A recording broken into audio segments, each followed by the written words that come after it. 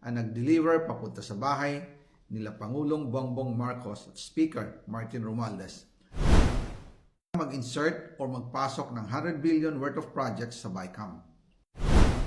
Sana po ay hindi nila ako mapatay bago ko mailabas ang lahat.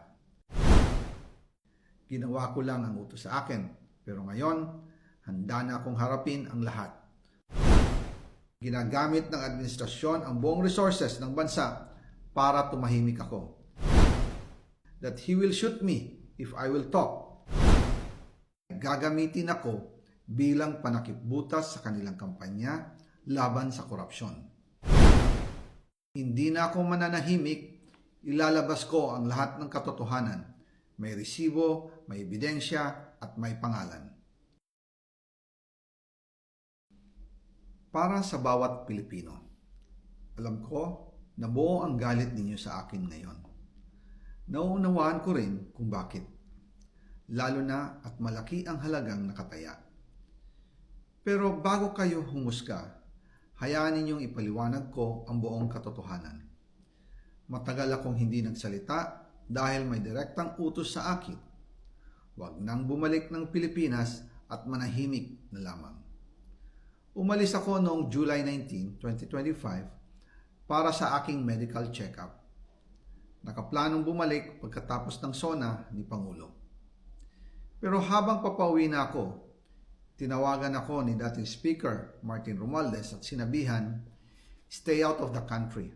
You will be well taken care of as instructed by the President." Noon naniniwala pa ako sa kanila, kaya't hindi ako bumalik.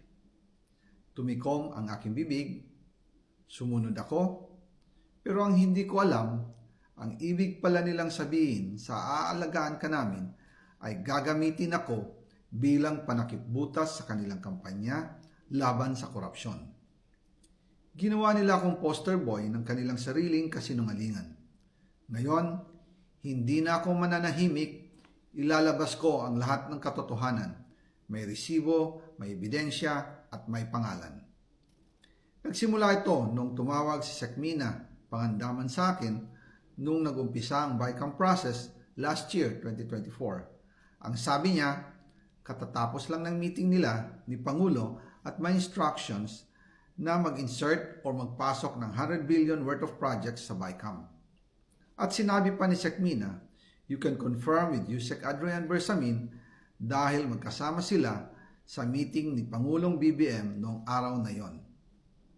Tinawagan ko po agad si Yusek Adrian Bersamin at tinanong ko kung may instruction nga ba ang Pangulo na magpasok ng 100 billion during their meeting. Ang sabi niya ay totoo nga po. Right after our conversation, tinawagan ko po si dating Speaker Martin Romualdez at nireport ko ang instructions ng Presidente to insert the 100 billion projects. At sinabi niya sa akin, what the President wants, he gets.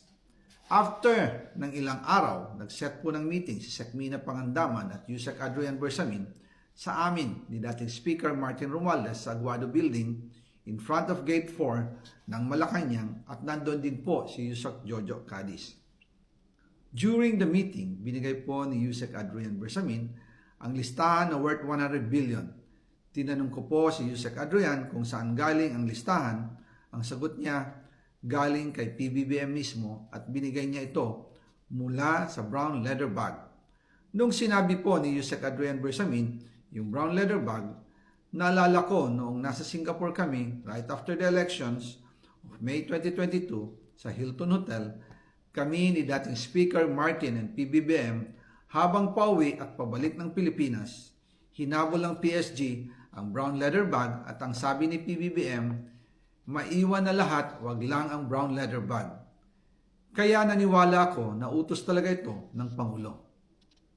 Pagkatapos ng ilang araw, I informed sina dating Speaker Martin Romualdez